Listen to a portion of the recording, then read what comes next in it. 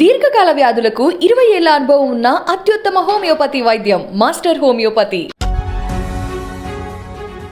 నమస్తే, నేను Kavitha. Welcome to I dream news.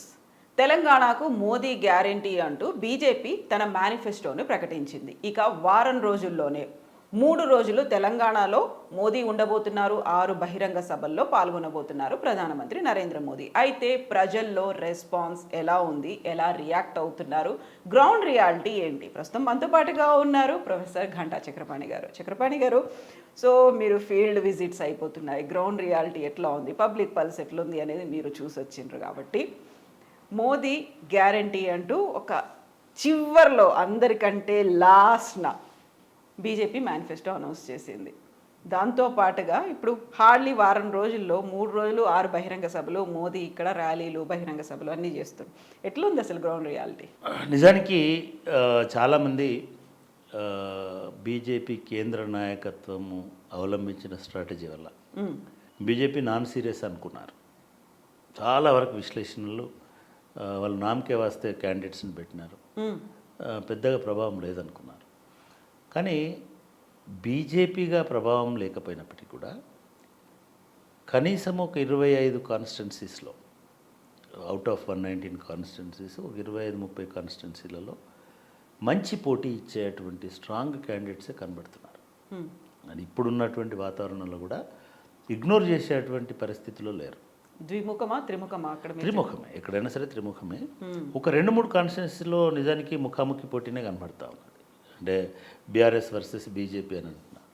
ఉదాహరణకి మీరు కల్వకుర్తి లాంటి కాన్స్టిట్యున్సీ తీసుకున్నప్పుడు కాంగ్రెస్ వర్సెస్ బీజేపీ అని అంటున్నారు. అట్లే కామారెడ్డి లాంటి కాంగ్రెస్ కాన్స్టిట్యున్సీ తీసుకున్నప్పుడు అక్కడ పోటీ చేస్తున్నటువంటి బీజేపీ అభ్యర్థి చాలా స్ట్రాంగ్, బీఆర్ఎస్ బీజేపీకే ఉంటుంది ప్రధానంగా అని అంటున్నారు. కామారెడ్డిలో కాంగ్రెస్ లేదు. కాంగ్రెస్ ఉన్నప్పటికీ ఒక వాతావరణం ఎట్లా ప్రివేల్ అవుతుందంటే అక్కడ ఉన్నటువంటి బీజేపీ అభ్యర్థి ఎవరైతే ఉన్నారో ఆయన గత 5 సంవత్సరాలుగా ఒక లోకల్గా ఉండి అనేక రకాలైన పోరాటాలు చేసి అక్కడే చాలామందిని మొబిలైజ్ చేసుకొని ఇప్పుడు ఉన్నటువంటి ట్రెండ్స్లో ఆయన కూడా కాంగ్రెస్ అభ్యర్థితో ఈక్వల్గా ఉన్నాడు. అంటే ఫైనల్ స్టేజ్కి వచ్చేసరికి అటువంటి వాతావరణం కనబడవచ్చు. అట్లే మీకు గజ్వేల్లో తీసుకున్నట్టయితే ఈటెల రాజేందర్ కాంగ్రెస్ అభ్యర్థి కంటే చాలా ముందు ఉన్నారు. బీజేపీ అభ్యర్థి అయినప్పటికీ కూడా ముఖ్యమంత్రితో ముఖాముఖి పోటీలో ఈటెల రాజేందర్ ఉన్నారు. మీరు కరీంనగర్ వెళ్తే బండి సంజయ్ చాలా గట్టి పోటీ ఇస్తున్నాడు. నిజానికి ఆయన పార్లమెంట్ సభ్యుడు కూడా అక్కడ. దానివలన ఒక దశలో గంగుల కమలాకర్ వర్సెస్ బండి సంజయ్ అనేటువంటి వాతావరణం వచ్చింది. అఫ్కోర్స్ అది రేపు ముస్లిమ్స్ ఎటు టర్న్ అవుతారనే దాన్ని బట్టి ఆ పోటీలో ఈయన స్థానం అనేటువంటి మారేటువంటి అవకాశం కనబడుతూ ఉంటుంది. అట్లాగే చాలా చోట్ల మీరు కోరుట్ల లాంటి ప్రాంతానికి వెళ్ళినట్టయితే అక్కడ ఉన్నటువంటి ఎంపీ ఇప్పుడు అరవింద్ అక్కడ పోటీ చేస్తున్నాడు. అక్కడ కూడా చాలా ముఖాముఖిలాగానే తలపడేటువంటి వాతావరణం కనపడుతుంది. అదే ముఖాముఖిలో రెండవ ముఖం ఎవరిది అనేది మనకు ఒక టైం వచ్చిన తర్వాత తెలుస్తుంది. కానీ ఇట్లా మనం చూసుకుంటూ వెళ్ళినట్టయితే ఈవెన్ సంగారెడ్డి లాంటి చోట కూడా బీజేపీ అభ్యర్థులు చాలా స్ట్రాంగ్గా ఉన్నట్టు కనబడతా ఉంది. ఈవెన్ హైదరాబాద్లో రాజేంద్రనగర్ లాంటి చోట శ్రీనివాస్ రెడ్డి సంబడి ఆయన కూడా చాలా స్ట్రాంగ్గా గట్టి పోటీ ఇస్తున్నట్టుగా, ఎందుకంటే కాంగ్రెస్ అభ్యర్థి కొంత వీక్గా ఉన్నటువంటి వాతావరణం రాజేంద్రనగర్లో కనబడుతూ ఉంది. అక్కడ కూడా చాలా గట్టి పోటీ బీజేపీ నుంచి ఉందనేటువంటి వాతావరణం కనబడుతుంది. సో ఇట్లా మీరు ర్యాండమ్గా జిల్లాల వారీగా పోయి వస్తున్నప్పటికీ కూడా కనీసము వాళ్ళ గట్టి పోటీ అని అంటే ఇప్పుడున్నటువంటి ముఖాముఖి పోటీలో, త్రిముఖ పోటీలో 30,000 20,000 ఓటు వచ్చినా కూడా గట్టి పోటీ కిందన లెక్క. ముఖాముఖి అని అంటే 80,000 వస్తే ముఖాముఖి అన్నట్టే లెక్క. 50 నుంచి 80,000 వస్తాయి. సో కాబట్టి ఈ పోటీ అనేటువంటి చాలా రసవత్తరంగా ఉన్నది. దీనికి 2 కారణాలు. ఇది నరేంద్ర మోడీ హిందుత్వ ఈ ఎజెండా కాదు. దీనిలో కూడా చాలామంది పారాచూట్లతో వచ్చినటువంటి వాళ్ళు ఉన్నారు. దీనిలో కూడా చాలామంది ఒక కుల అస్తిత్వవాదంతో వచ్చినటువంటి వాళ్ళు ఉన్నారు. టికెట్లు ఇచ్చేటువంటి పద్ధతిలో చూస్తే 38 మందికో 37 మందికో బీసీలకు ఇచ్చారు. బీసీలో కూడా ఎక్కువ ముదిరాజులకు ఇచ్చారు, ఎక్కువ గౌడ్స్కి ఇచ్చారు, అండ్ యాదవులకు ఇచ్చారు. అక్కడక్కడ మనకు యాదవులు ఎవరో చెప్తున్నారు, ఈవెన్ హైదరాబాద్లో రవి యాదవ్ అని కూడా చాలా స్ట్రాంగ్గా ఎమర్జ్ అవుతున్నాడు అనేటువంటి మాట చెప్తున్నారు. హైదరాబాద్ అంటే జూబ్లీహిల్స్ పక్కన ఉన్న శేరిలింగంపల్లి కాన్స్టిట్యున్సీలో. ఇట్లా లోకల్ లీడర్స్ మీరు ఎక్కడైనా చూడండి, భారతీయ జనతా పార్టీ చేసింది ఏంటంటే వాళ్ళు పారాచూట్లు అయినప్పటికీ కూడా లోకల్ లీడర్షిప్ని బాగా ఎంకరేజ్ చేసి వాళ్ళని ముందు పెట్టడం అనేటువంటిది, వాళ్ళకి సీట్లు ఇవ్వడం అనేటువంటిది జరిగింది. ఈవెన్ సంగారెడ్డిలో కూడా చాలా స్ట్రాంగ్ ముదిరాజ్ వర్గానికి చెందినటువంటి ఒక ఆయన ఇచ్చినారు. ఆ బెల్ట్ అంతా కొంత ముదిరాజుల ప్రభావం అనేటువంటిది మనకు చాలా స్పష్టంగా కనబడుతుంది. సో వీళ్ళు అట్లా స్థానికంగా ఉన్నటువంటి నాయకులు ఒకటి. రెండవది స్థానిక కులాలు, ఆధిపత్యం అంటే నాట్ పొలిటికల్ ఆధిపత్యము, సంఖ్య ఎక్కువ ఉన్నటువంటి కులాలను ఐడెంటిఫై చేయడము, ప్లస్ కొంత ధనవంతులని. ఉదాహరణకి కల్వకుర్తిలో ఆచార్య గారు చాలా కాలం నుంచి కూడా ఈ ఎలక్షన్ ఫ్రైలో ఉంటున్నారు. ఇప్పుడు ఆయన 8వ ఎలక్షనో 9వ ఎలక్షనో బహుశా పోయినసారి 150-250 ఓట్లతో ఓడిపోయినాడు. సో అటువంటి వాళ్ళని ఐడెంటిఫై చేశారు, అటువంటి వాళ్ళని ఫీల్డ్లో ఉంచారు. వాళ్ళ ప్రచారంలో కూడా ఒక కొత్త మోడీ వచ్చి గంటసేపు మాట్లాడిపోయి ఆయన ఏం మాట్లాడుతున్నాడు, ఆయన హావభావాలు ఏంటి, ఆయన ఎంతమంది రీచ్ అవుతున్నాడు పక్కన పెడితే చేసినప్పటికీ అదేదో ఏ స్టార్ట్ చేసినా ఏ డ్రామా చేసినా కూడా అదే ఒక ఆర్ఎస్ఎస్ స్థానిక నాయకుడు పోయి, స్థానిక కార్యకర్త పోయి, ఇంకోరు పోయి ఇది ఇది ఇది ఇది అని చెప్తే వినే అటువంటి వాతావరణం కొన్ని వర్గాలలో అటువంటి వాతావరణం ఉంది. కాబట్టి మనం బీజేపీని పూర్తిగా తీసేయడానికి వీల్లేదు. నేను అనుకుంటున్నాను కనీసం ఒక 20-30 కాన్స్టిట్యున్సీలో వాళ్ళ పోటీ అనేటువంటిది కన్సిడరబుల్గా ఓటర్లను ఇంపాక్ట్ చేసే విధంగా ఉంటుంది. ఇది జయాపజయాలను నిర్ణయించే రకంగా కూడా ఉంటుంది. మనం అనుకున్నాం చేవెళ్ళలో మేము గ్రౌండ్ రియాలిటీ చూసినప్పుడు కూడా కాంగ్రెస్ పార్టీ కొంత మెరుగ్గా ఉన్నట్టుగా కనబడింది. మళ్ళీ మేము సెకండ్ లెవెల్లో ఇట్లా ఫోన్లు చేసినప్పుడు మాట్లాడుతుంటే బీజేపీ కూడా చాలా రత్నం అనే ఆయన అంటే చాలా నోన్ పర్సన్, ఫేర్ పర్సన్, అంతకుముందు ఎమ్మెల్యే, తెలంగాణ ఉద్యమంలో ఉన్నాడు, చాలా చదువుకున్నవాడు, అలవోకగా మాట్లాడతాడు. దీని అంతటికంటే ఎక్కువ కొండా విశ్వేశ్వరరెడ్డి గారి ఆశీస్సులు అండదండలు పుష్కలంగా ఉన్నటువంటి వ్యక్తి. అటువంటి దగ్గర షైన్ అవుతున్నారు క్యాండిడేట్స్. మనం తీసేయడానికి లేదు. ఇట్లా బిలీవ్ మీ ఒక 20-30 కాన్స్టిట్యున్సీలలో బీజేపీ సొంత బలగంతో, అది కమ్యూనిటీ అనండి, కాస్ట్ అనండి, స్థానికత అనండి, సొంత బలగంతో, సొంత బలంతో, అవి డబ్బులు అనండి, మంచి పేరు అనండి, ఇంకొకటి అనండి, వాళ్ళు కూడా చాలా స్ట్రాంగ్గా గట్టి పోటీనిచ్చేటువంటి వాతావరణం అయితే ఇప్పుడున్నటువంటి దానిలో కనిపిస్తుంది. సో 25-30లో గట్టి పోటీ, మరి ఎన్ని గెలుచుకుంటారు అనే దాంట్లో ఏది కీ ఫ్యాక్టర్ అవుతుంది? అంటే ఇప్పటి వరకు కూడా నేను అనుకోవడం, ఇన్ని సర్వేలు వస్తున్నాయి కానీ ఇప్పుడు నంబర్లు ఇచ్చినా కూడా అది ఒక గ్యాంబ్లింగ్ అవుతుంది. ఇప్పుడు ఎవరు ఇంతమంది గెలుస్తారు అనేటువంటిది ఇవ్వలేరు. ఎందుకంటే ఇప్పుడు ఈ ఐజాన్ టుడే ఇప్పుడు సెటిల్ అవుతున్నారు, జనంకు ఒక ఇది వస్తున్నది. ఇప్పుడు ప్రచారాలు ఈ ముక్కోనపు పోటీలలో రకరకాలైనటువంటి ప్రాబబిలిటీస్ చెప్పుకోవచ్చు. మనం ఈ 30 స్థానాలలో మనం ఇందాక అనుకున్నటువంటి అంటే ఓవరాల్గా ఉన్నటువంటి యాంటీ ఇంకంబెన్సీ అనేటువంటిది ఒక 40%, 30%, 20% అని అనుకుంటే ఈ 40% ఎవరెంత డివైడ్ చేసుకుంటారు, షేర్ చేసుకుంటారు. ప్రాబబ్లీ బీజేపీకి కొన్ని పర్సనల్ ఓట్స్ కూడా ఉండొచ్చు, వ్యక్తిగతంగా బీజేపీని ఇష్టపడే వాళ్ళు కూడా ఉండొచ్చు. అట్లే కాంగ్రెస్ పార్టీ కూడా కొన్ని పర్సనల్ ఓట్లు ఉండొచ్చు. మొత్తం యాంటీ ఇన్కంబెన్సీ అడిపోతుంది అనుకోవడానికి లేదు. జనరల్గా మేము అంటే జనరల్ అంచనాలలో వస్తున్నది ఏంటంటే ఈ పర్సనల్ ఓట్ బ్యాంక్ అనేటువంటిదో లేకపోతే పర్సనల్గా ఆ పార్టీని ఇష్టపడేటోళ్ళు అని అనుకునే వాళ్ళు ఉజ్జాయింపుగా బీఆర్ఎస్కి ఒక 30% ఉంటారు. బీఆర్ఎస్కి ఎందుకంటే ఈ 30% అందులో పెన్షనర్స్ ఉండొచ్చు, రైతు బంధు ఉండొచ్చు, దళిత బంధు ఉండొచ్చు, మత్స్యకారులు ఉండొచ్చు. వాళ్ళకి చేసినటువంటి హెల్ప్ ఎవ్రీ విలేజ్కి పోయినా కూడా మీకు మత్స్యకారులు ఆ కృతజ్ఞత కనబడతాం.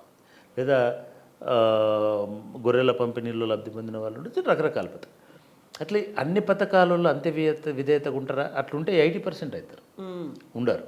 అలా మనం 50% తీసేసి 30%నే లెక్కలేస్తున్నారు ఈ సర్వేలు చేస్తున్నటువంటి వాళ్ళు కానీ మిగతా వాళ్ళు కానీ అట్లా కాంగ్రెస్కి ఒక 15%, 20% మ్యాక్సిమం గాంధీ కుటుంబమును, వృద్ధులను, పాత వాళ్ళను, లేకపోతే ఇంకోలను ఇప్పుడు కొత్తగా కాంగ్రెస్ పార్టీకి కొంత రెడ్డి సామాజిక వర్గమును, రేవంత్ రెడ్డి ముఖ్యమంత్రి, రకరకాలైన ఫ్యాక్టర్స్ తోటి వాళ్ళకి స్థిర ఓటు అంటాం కదా, దీన్ని వాళ్ళు ఒక 20% దాకా తీసుకొస్తున్నారు. కానీ అట్ ద సేమ్ టైం బీజేపీని కూడా వాళ్ళు ఎవరు తక్కువ అంచనా. ఎందుకంటే బీజేపీది స్టాండర్డ్ ఓట్, హిందుత్వ ఓట్ అని నేను అన్నాను. తెలంగాణలో హిందుత్వ అనే వాదము అంటే ఇతర మతాలను ద్వేషించే ఓటు కాదు, అది హిందూ ధర్మాన్ని ఆచరించే భక్తితో శ్రద్ధతో ఉండేటువంటి ఓటు ఉండొచ్చు, వాళ్ళు కూడా ఒక 20% ఉన్నారు. అంటే స్థిర ఓటు ఇది. మిగతాదంతా స్వింగ్ ఓటు. ఆ డిసైడింగ్ ఫ్యాక్టర్స్ మారుతుంటాయి. ఇప్పుడు మనకి 40 ప్లస్ 30 ఒక 70 పోతుంది, ఇంకా 30% ఓట్ అనేటువంటి డిఫరెంట్ లెవెల్లో అది పోలరైజ్ అయ్యేటువంటి అవకాశము. ఈ ప్రచారం అంతా కూడా ఆ 30% 40% ఓట్ల కోసమే ఈ ప్రచారం అంతా జరుగుతుంది. కాబట్టి నేను అనుకుంటున్నాను బహుశా అది 20%, 18%, 15% ఆగొచ్చు. నేనేమి కాదనట్లేదు. ఇది కాంగ్రెస్ పార్టీకి సంబంధించింది 25%, 28%, 30%, 32%కో పోవచ్చు.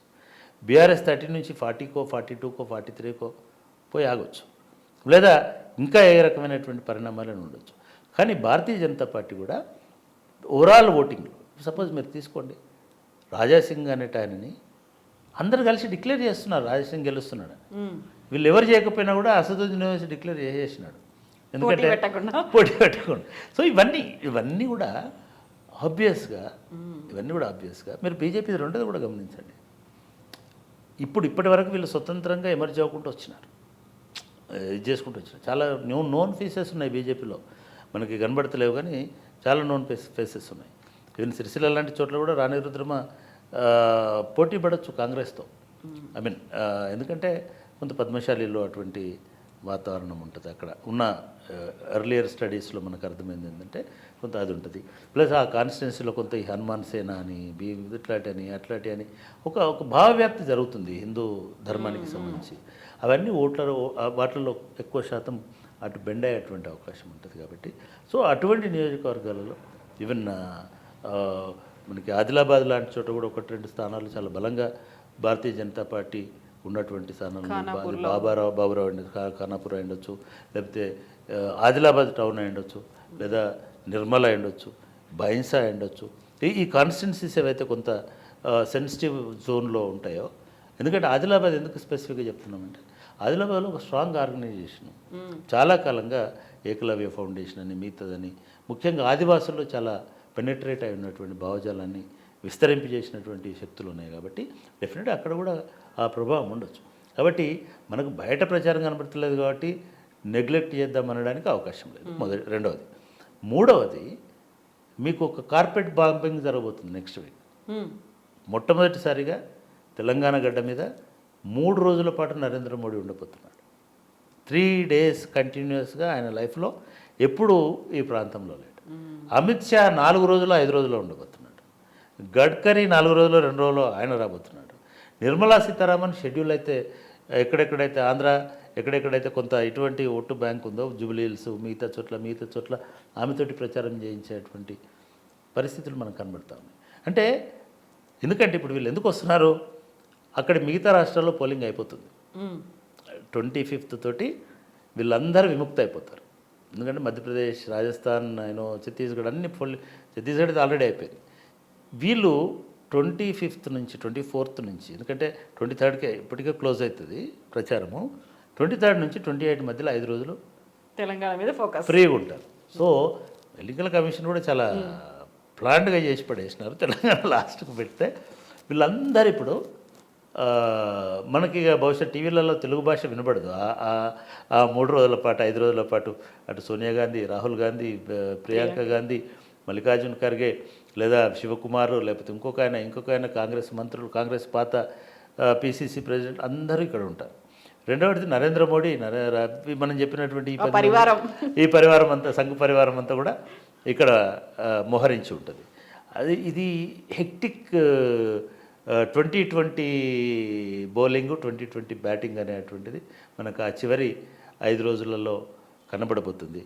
దాని తర్వాత బహుశా నేను అనుకోవడం అది కూడా ప్రభావం చూపిస్తుంది ఎన్నికలకు సంబంధించి. బహుశా దాని తర్వాతనే ఒక ఓటర్ డిసిషన్ అనేటువంటిది ఒక కొలిక్కి వస్తుందని నేను అనుకుంటున్నాను. యూజువల్గా ఓటర్ ఏం ఆలోచిస్తున్నాడు? ఇప్పుడు 6 గ్యారంటీ స్కీమ్స్ అనేది కాంగ్రెస్ తీసుకొచ్చినట్టుగా మోదీ గ్యారంటీ అనేది ఒక మేనిఫెస్టో తీసుకొచ్చిండ్రు.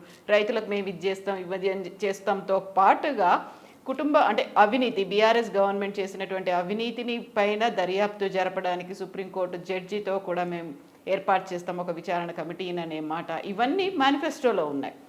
అంటే ఒకటి మనం గమనించినట్టయితే 100% మంది కూడా మేనిఫెస్టోను నమ్మడం లేదు. ఎవరి మేనిఫెస్టో నమ్మడం, ఎవరి మేనిఫెస్టో? మేము కొన్ని చోట్ల మాట్లాడినప్పుడు వాళ్ళే అంటున్నారు మేనిఫెస్టో తోటి పని ఏముంది సార్, మనం ఎవరికి వేయాలో వాళ్ళకి వేయాలి. చేస్తారా మేనిఫెస్టోలన్నీ? ఎవరు చేయరు సార్. కేసీఆర్ చేయలేకపోయినాడు, కాంగ్రెస్ ఎట్లా చేస్తుంది? మేము కాంగ్రెస్ కోటేస్తామంటే వేస్తాం, బీజేపీకి వేయాలనుకుంటే వేస్తాం. మేనిఫెస్టోలు చూసి చదివి ఎవ్వరు నమ్మరు సార్ వాళ్ళు పెట్టిన విషయాలని ఒక స్టూడెంట్ అన్నాడు నాతో. సార్ 18 years ఉన్న అమ్మాయిలందరికీ, అబ్బాయి అన్నాడు, అమ్మాయిలందరికీ ఎలక్ట్రికల్ బైకులు ఇస్తే ఎన్ని వేల కోట్లు అయితే ఎరికినా సార్ అన్నాడు. ఎన్ని అయితే అన్నా సార్ వాళ్ళు చెప్పిన క్రైటీరియా ఏం చెప్పలేదు సార్. 18 years ప్లస్ ఉన్న అందరికీ ఎలక్ట్రికల్ బైకులు ఇస్తామని అన్నారు. అని వాడు మొత్తం లెక్కలు తీసినాడు. సమాజంలో ఎంతమంది ఉన్నారు, జనాభాలో 20% ఉన్నారు సార్ వాళ్ళు. 20% 3 కోట్ల మందిలో అని అంటే అసలు వీళ్ళే కోటి మంది, 80 లక్షల మంది 90 లక్షల మంది అవుతారు. వీళ్ళందరికీ ఒక్కొక్కరికి ఎలక్ట్రికల్ బైక్ అంటే ₹1,00,000 అవుతుంది సార్. మొత్తం రాష్ట్రం బడ్జెట్ 3 సంవత్సరాల పాటు పెడితే తప్ప ఆ బైకులు రావు సార్. ఎవరు నమ్ముతాడు సార్ అవన్నీ అనే మాట మాట్లాడు. వాషింగ్ మిషన్లది కూడా అదే అన్నారు. బీఎస్పీ చెప్పినటువంటి వాషింగ్ మిషన్ లెక్కలో కూడా హౌస్ హోల్డ్స్ ఎన్ని ఉన్నాయి రాష్ట్రంలో, ప్రతి మహిళకు వాషింగ్ మిషన్ అంటే ప్రతి ఇంటికి వాషింగ్ మిషన్ అంటే ఎంత లేదన్నా సరే వాషింగ్ మిషన్ అనేది 30,000 40,000 ఉంటుంది అనేటువంటి మాట. అంటే ఇవి ఒక్కటే కాదు, ల్యాప్టాప్లు అని అన్నారు, వాషింగ్ మిషన్లు అన్నారు, ఇంకొకటి అన్నారు. అంటే ఫ్రీలు వద్దు ఉచితాలు వద్దు అన్న బీజేపీ కూడా తన మేనిఫెస్టోలో ఉచితాల గురించి మాట్లాడింది. బోలెడని ఉచితాలని చెప్పింది. వాళ్ళు కూడా ల్యాప్టాప్లు చెప్పినారు, వాళ్ళు కూడా ఇంకేవో చెప్పినారు. వాళ్ళు కూడా అసలు వీళ్ళు ఇంకా ఫన్నీగా ఏమంటున్నారంటే సార్ వీళ్ళు 3 ఏళ్ళ ఒకళ్ళు 3 ఏళ్ళ నుండి ఇవన్నీ ఇస్తే అయిపోవు సార్. మూడు ప్రభుత్వాలు 3 పార్టీలు వాళ్ళు పంచుకొని తలా 30 సీట్లు తీసుకొని మాకు ఇవన్నీ లబ్ధి చేస్తే అసలు ఇంకా ఏమి అడగం సార్. ఏ కాంపిటీషన్ ఉండదు సార్, ఎన్నికలు ఉండదు. ఎగ్జాక్ట్లీ. అంటే జనం కూడా విసిగిపోయినారు. అంటే ఎట్లా సాధ్యం? రెండవది, కాంగ్రెస్ పార్టీ జనవరి నుంచే మేము రైతు బంధు ఇంత పెంచుతాము, జనవరి నుంచే స్కూటర్లు ఇస్తాము, జనవరి నుంచే ఇది ఇస్తాము. అంటే ఒకవైపు నవంబర్ జీతాలు ఇవ్వలేకపోతున్నాడు అని చెప్తున్నటువంటి పార్టీ, ఒకప్పుడు రాష్ట్ర ప్రభుత్వం దివాలా తీసిందని చెప్పిన పార్టీ, ఒకవైపు ఉద్యోగుల జీతాలు చెల్లించడం లేదు, లేకపోతే అంత బడ్జెట్ అంతా ఖాళీ అయిపోయింది, ఏమీ లేదు, అప్పుల తెలంగాణ అయిందన్నటువంటి పార్టీ నెల రోజుల్లో ఈ 5 లక్షల కోట్లను ఎట్లా మొబిలైజ్ చేస్తుంది? 10 లక్షల కోట్ల హామీలు ఇచ్చినారు, దీన్ని ఎట్లా చేసుకుంటూ వస్తారు? ఇది ఒక బిగ్ ఛాలెంజ్. రెండవది, మీరు ఎంత నిరుద్యోగి కోపంతో ఉన్నాడు కూడా సార్ మీరు చెప్పండి సార్, మీరు నెల రోజులలోనే నోటిఫికేషన్లన్నీ వేస్తడం సాధ్యమవుతుందా? జాబ్ క్యాలెండర్ కూడా ఇష్యూ చేసినట్టున్నారు. ఇవన్నీ కూడా ఒక ఎలక్షన్ గిమ్మిక్ దీనికోసం చేస్తుంటారు. అది బీఆర్ఎస్ చేసిన, కాంగ్రెస్ చేసిన, బీజేపీ చేసిన. కొంత రేషనల్గా బీఆర్ఎస్ ఎందుకు అనిపిస్తుంది అంటే వాళ్ళు 5,000 అట్ ఏ టైం ఇస్తామన్నారు. 53 లక్షల పెన్షనర్లు అనుకుంటా తెలంగాణలో ఉన్న దీనిలో 53 లక్షల పెన్షనర్లకి సడన్గా డబుల్ బడ్జెట్ రావాలంటే కనీసము మన ఆదాయం అనేటువంటిది డబుల్ అవ్వాలి. ఇప్పుడు నాది ఎందుకంటే ఇప్పుడు 0కి వచ్చింది కదా, డబ్బులు లేవు కదా. ఆదాయం డబుల్ అయితేనే పెన్షన్ డబుల్ అవుతుంది. ఆ పరిస్థితి లేదు. ఇది అందరికీ తెలుసు. వాళ్ళు ఏమీ హర్ట్ అవుతారని నేను అనుకోవడం లేదు. అట్లాగే టీఆర్ఎస్ ఈవెన్ డబుల్ బెడ్రూమ్ ఇల్లు ఇవ్వలేదు, 3 ఎకరాలు ఇవ్వలేదు, 2 ఎకరాలు, ఇవన్నీ ఇట్లాంటివి ఉన్నప్పటికీ కూడా అది ఇవ్వలేని హామీ. అటువంటి ఇవ్వలేని హామీలు ఇప్పటి దానిలో అందరిలో ఉన్నాయనేటువంటి ఇది మేనిఫెస్టో అంటే తెలిసి మేనిఫెస్టోలను పేపర్లో చదివినటువంటి ప్రతి ఒక్కరికి ఏదో గెలవడానికి చెప్తున్నారు ఈ మాటలన్నీ. అది ఏదైనా గెలిచేదా పోయేదా, లేకపోతే వచ్చేదా పోయేదా, ఇటువంటి వాతావరణం అయితే ఖచ్చితంగా మనకు కనబడుతుంది. సో ప్రధాని నరేంద్ర మోదీ ఎల్బీ స్టేడియంలో ఒక బీసీ సీఎంని అనౌన్స్ చేశారు. మా పార్టీ గెలిస్తే బీసీనే సీఎం అవుతారు అనేది. అదేమైనా రీచ్ ఉందా, ఇంపాక్ట్? ఎస్, అది కూడా మనం చాలా వరకు ఇది కొంత ఒక ఆసక్తిని కలిగిస్తున్నది. ఎందుకంటే అందుకే భారతీయ జనతా పార్టీ బలపడుతున్నది. అది కూడా ఒక కారణం నిజానికి. అంటే మరీ దాన్ని ఏదో ఫినామినల్గా బీసీలు అందరూ పరిగెత్తుకొని ఏమి రావట్లేదు. కానీ బీసీ సీఎం ప్రకటన, మాదిగ రిజర్వేషన్ల విషయంలో ప్రకటన, ఈ రెండు కూడా భారతీయ జనతా పార్టీకి ఎంతో కొంత అది 0.5%, 2%, 1% మనము ఇప్పుడు లెక్కలు చెప్పలేము. కానీ కొంత చదువుకున్న వాళ్ళలో యువకుల్లో సమస్య ఏమవుతుందంటే తెలంగాణలో విపరీతమైనటువంటి సామాజిక చైతన్యం ఉంది. అన్ని కుల ఉద్యమాలు, కుల అస్తిత్వవాదాలు చాలా బలపడ్డాయి. మీరు గమనించండి, అన్ని రంగాలలో అవును బీసీ ఎందుకు కాకూడదు అనేటువంటి చర్చ అయితే జరుగుతున్నది. అయినా కాలేరిప్పుడు అనేటువంటి చర్చ కూడా జరుగుతుంది. ఇప్పుడు కాకపోయినా సరే ఒక లెవెల్ పోయిన తర్వాత ఖచ్చితంగా ఇది బలపడుతుంది. కాబట్టి మనం దీన్ని ఇటువంటి వాదాన్ని సమర్థించాలనేటువంటి యువకుల్ని కూడా మేము గమనించడం జరిగింది. సో అది కూడా కొంత మనం ఇందాక అనుకున్న 20%కి ఒక 1%, 2%, ఏదో ఎంతో కొంత మేరకు దానిలో అది కూడా భాగమవుతుందని నేను అనుకుంటున్నాను. సో అది కూడా ఉంది. బహుశా నేను అనుకోవడము నెక్స్ట్ ప్రచార ఘట్టంలో ఎక్కువ వాళ్ళు, ఎందుకంటే మందకృష్ణ మాదిగ గారు నిన్న ప్రెస్ కాన్ఫరెన్స్ పెట్టి ఆయన దళితులు మిగతా వాటికంటే ఎక్కువ బీసీలకు పిలుపునిచ్చినాడు. బీసీలు అందరూ ఆలోచించండి, ఒక రాజ్యాధికారం రాబోతున్నది, మీరు నరేంద్ర మోడీ కొట్టేయండి అని చెప్పినాడు. అంటే మేమంతా బీజేపీ వైపే ఉన్నామని ఆయన ఏమైనా చెప్తున్నాడు ఇండైరెక్ట్గా? అలా అంటే ఆల్మోస్ట్ ఇప్పుడు మీరు ఇది చేస్తున్నాడు అంటే దానిలో జెన్యూనిటీ ఉంది. ఇప్పుడు చాలా ఏళ్ళ నుంచి ఆయన విసిగిపోయినాడు, అలసిపోయినాడు, చాలా ఏళ్ళ నుంచి కష్టపడుతున్నాడు. మోడీ దగ్గరికి తీసుకున్నాడు, నేను ఉన్నానన్నాడు, నేను నీతో పాటు నడుస్తా అన్నాడు, నేను రిజాల్వ్ చేస్తా అన్నాడు. అదొకటి ఉంది. రెండవది, ఇదంతా అయాచితంగా ఉట్టినే చేయడు కదా మోడీ కూడా ఏదో కొంత లాభం రావాలి కదా. అంతే, ఆయన సడన్గా 10 ఏళ్ళు లేనిది ఇప్పుడు ఎందుకు వచ్చి చేస్తా అన్నాడు. ఇప్పుడు ఎలక్షన్స్ ఉన్నాయి, ఈ ఎలక్షన్లలో కొంత దాన్ని ఆ వాదాన్ని చిక్కపరుచుకోవాలి. చలో ఆ వాదాన్ని చిక్కపరచడం కాదు, పోనీ నిజానికి దళితుని ముఖ్యమంత్రి చేస్తా అని చెప్పకుండా బీసీని అన్నాడు. కాబట్టి ఇప్పుడు ఈయన కూడా బీసీని ముఖ్యమంత్రి చేస్తాడు. కాబట్టి బీసీలందరూ ఓట్లేయండి అంటున్నాడు, దళితులందరూ ఓట్లేయండి అని కూడా అనట్లే, బీసీలందరూ ఓట్లేయండి. ఇది ఒక రకమైనటువంటి సరే ఎట్లా ఉంటుందమ్మంటే డిస్కషన్స్ లేకపోతే ఇట్లాంటి ఇవి ఏదో నలుగురు కలిసినప్పుడు వాళ్ళు ఫన్నీగా కూడా మాట్లాడుకుంటారు. న్యూస్ పేపర్లో ఎట్లా వచ్చింది, ఏదో వాట్సాప్లో ఎట్లా వచ్చింది చూసినావరా అని అడుగుతాడు. అవును చూసిన అంటే వీడు అంటే చేయకపోతే కనీసం ప్రకటించడం, ఇవన్నీ వింటుంటామా. కనీసం బీసీ అని ప్రకటించినాడు, ఎవడన్నా చేసిండా 70 ఏళ్ళలో 50 ఏళ్ళు, ఇదంతా కూడా ఒక చర్చకు దారిస్తుంది. ఇది ఒక నెరేటివ్ డెవలప్ అవుతుంది. దీంతో ఒక ఆలోచన అనేటువంటి మొదలవుతుంది. ఆలోచన అనేటువంటిది వీడిని కొంత గైడ్ చేస్తుంది. అరే వచ్చేలా చూద్దాంలే, ఇది కాస్ట్ అనేటువంటిది అట్లా మనిషిని మోటివేట్ చేసేటువంటి ఫ్యాక్ట్. అంతేందుకండి, అవతల పోటీ చేస్తున్నాడు ఏ కులం అని చెప్పి ఓటింగ్ ప్యాటర్న్ మారుతుందా లేదు కొంత అయినా. సో అది ఉంటుంది, సామాజిక చలనశీలత ఉంటుంది. కాబట్టి సొసైటీలో అటువంటి ఇది ఉంటుంది. అందుకే చెప్పేది తరచుగా మార్చాలి క్యాండిడేట్స్ని, సో దట్ అందరి లోపల ఆ రాజకీయ చైతన్యం అనేటువంటిది, అవగాహన అనేటిది, ఆ రాజకీయాల పట్ల ప్రేమ, ఇష్టం అనేటువంటిది కలుగుతుంది. డెఫినెట్గా అటువంటి బహుశా మోడీ ఆ గేమ్లో కూడా నేను అనుకోవడం అట్లీస్ట్ 1% అటువంటి ఆసక్తి పెరిగినా కూడా అది ఒక రాజకీయ చైతన్యానికి, సానుకూలతకి దారితీస్తుంది. సో మొన్నటి దాకా బీజేపీ మీద అటాక్ చేసినటువంటి బీఆర్ఎస్ లీడర్లు ఇంక్లూడింగ్ సీఎం కేసీఆర్ ఆ తర్వాత సడన్గా సైలెంట్ అయిపోయారు అనేది ఉంది. వాళ్ళు ఒకటే అనేది కాంగ్రెస్ కూడా క్యాంపెయిన్ చేస్తుంది. దాని గురించి ఆలోచిస్తున్నారు ప్రజలు? మీరు మొత్తం ఎలక్షన్ క్యాంపెయిన్లో కూడా 1-2 సార్లు తప్ప ఎప్పుడు బీజేపీని అటాక్ చేయలేదు. దానికి కారణం మనం గతంలో కూడా ఎవరు మన సమీప ప్రత్యర్థితో వాళ్ళని వెనక్కి నెట్టాలని అనుకోవాలి.